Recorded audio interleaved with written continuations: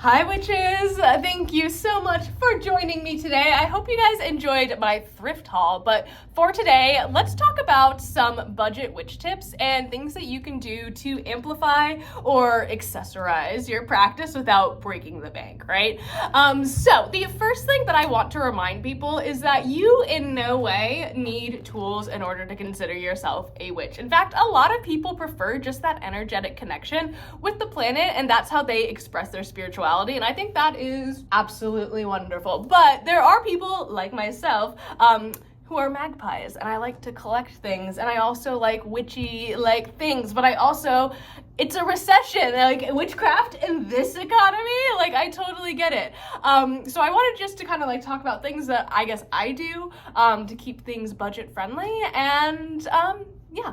So number one, again, you don't really need tools to practice witchcraft if you don't want to. It's a lot of witchcraft is about kind of that energetic connection or the energy that we are putting towards our intentions. So I encourage you, especially as you're starting off, really focusing on energetic workings and learning how to connect with the planet, maybe focusing on creating or establishing a meditation practice or things that you don't necessarily need to go out and spend a ton of money on, because going out and sometimes going to a metaphysical store for the first time can be super overwhelming. I totally get it. I've been there. There have been a couple times where especially in the beginning, I would walk into a metaphysical store and just leave immediately because I just got overwhelmed. So I totally get it. And I do want to say you should absolutely go out and support your local metaphysical stores. They are oftentimes small businesses, and it's always good to support our witchy community members. So please go out to support. But other places that you can look for witchy items, number one being the thrift store. I think in the UK, I'm talking about a charity shop. Yes, maybe. I watch a lot of British television. I long to be British. No, but I really love going thrifting. It is a personal hobby of mine. And this is where you can find a lot of really cool kind of antiques or things that can be repurposed for your practice. Glassware, fantastic for making moon water. You don't even have to, this I think was $4. You don't even have to get something big like this. You can get smaller glass jars there, or a smaller glass honestly, I think they're used for olive oil and vinegar, but those are fantastic for making moon water, and they're usually beautiful. Other things that you can find there include tables and little shelves for altar spaces, which I think I don't know, I try not to spend money on shelves or anything like that, picture frames, baskets, little trinkets and stuff for your altar. The thrift store is going to be the best place to go for that. You might also want to look into going to swap meets if that is something that your area has. That's not something that I'm able to access, but in more urban areas or close-knit neighborhoods, swap meets are super awesome, and you can really find some neat stuff.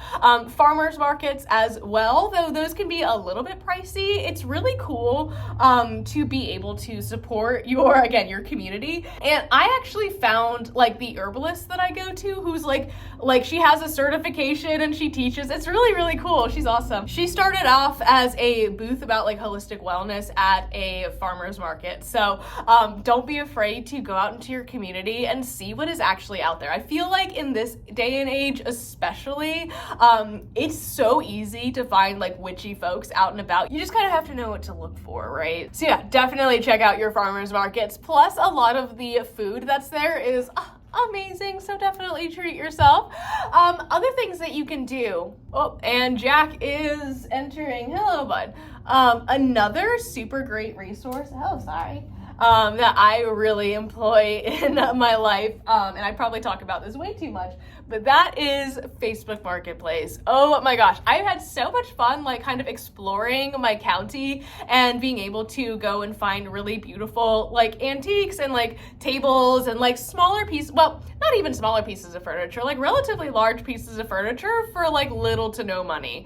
I think my best find, I have this really beautiful, I don't know if you guys can even see it, let's see, sorry if you guys get motion sick, but that sort of wardrobe there, that whole wardrobe was like $50. I just had to haul it, you know what I mean? So there's definitely resources out there for like really cool pieces of furniture that cost very little money. Now that's where you can find a lot of the kind of non-natural elements and things, but I really do encourage you guys to take a look outside and go into the world around you to source a lot of your tools. So if you do have the like privilege, I guess, of having a garden, growing your own herbs for use in your practice. I miss that so much. And I'm really just like, I really encourage you guys to do that. Or if you are able to wildcraft, i.e. like going out and harvesting in nature, herbs that you can use for your practice, definitely recommend it, because not only are you building a relationship with the land that you are harvesting from,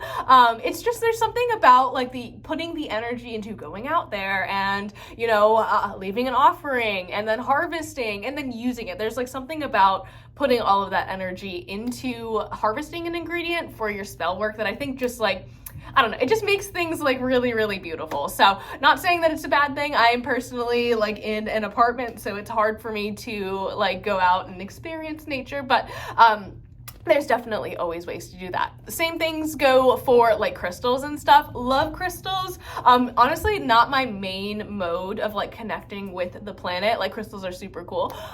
But if you are so inclined, or if you are so able to, I encourage you guys to like look into like going rock hounding. And again, like going out and seeing like what kind of stones are around you. Now, I'm not saying you're just gonna go out and just randomly find amethyst and stuff, but I mean, I know around me, there's a lot of clear quartz, and I have found that, you know, whenever I go out into the forest, I see a lot of it, and that to me is like super cool, because I'm like, yes, this forest is like magically charged as well.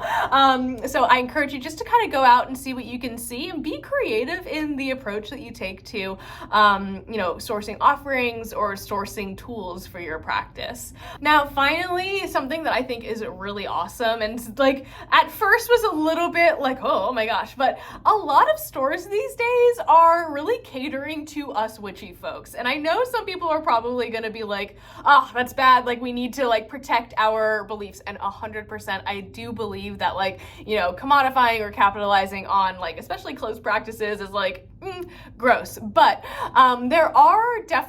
there's a lot more accessibility, which I'm very grateful for. Like when I first started, like, you know, almost 13 years ago, it was like one dusty corner in the back of Barnes and Noble, like, and a lot of it was like Wicca or like talking to angels or like UFOs. And now I'm seeing like witchcraft books at like Five Below next to all the moon shelves and like herb propagation tubes. And I'm like, what? Oh my gosh, the middle schooler in me would have died. Like it's amazing. So definitely keep your eye out. There might be witchier things than you would expect out there. And yeah, be creative, support your local businesses, and don't worry about having the look for witchcraft or anything like that. It took me like a really long time to amass the collection of things that I do have. So don't worry about it. There is no one judging you, and your practice is beautiful the way it is. So yeah, I will see you guys later.